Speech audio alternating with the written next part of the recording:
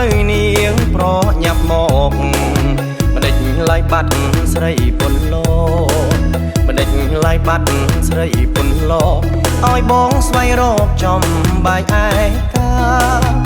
ឬមួយស្រីនាងគិតយ៉ាងណាឬមួយស្រីនាងគិតយ៉ាងណាបានជាពុំងាយនាងនៅបងអងស្ដាយណាស់មិនបានមកលេងរំវងស្ដាយណាស់មិនបានមកលេងរំវងស្រីស្រស់មានទ្រង់ដូចជាវងចន្ទ្រា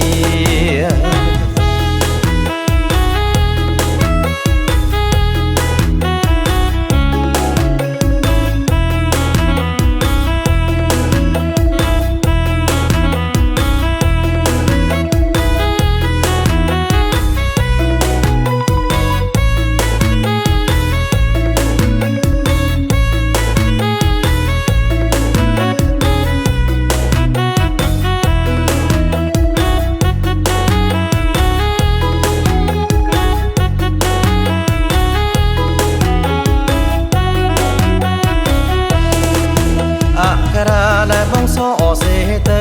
ថាឲ្យស្រីបើនាងប្រញាប់មកម្ដេចឡាយបាត់ស្រីពុនលោម្ដេចឡាយបាត់ស្រីពុនលោឲ្យបងស្វែងរកចំបាយឯកាឬមួយស្រីនាងគិតយ៉ាងណាឬមួយស្រីនាងគិតយ៉ាងណាបានជាពុំងាយនាងនៅបងអងស្ដាយណាស់មិនបានមកលេងរំវងស្ដាយណាស់មិនបានមកលេងរំវងស្រីស្រស់មានទ្រង់ដូចជាវងចន្ទ្រា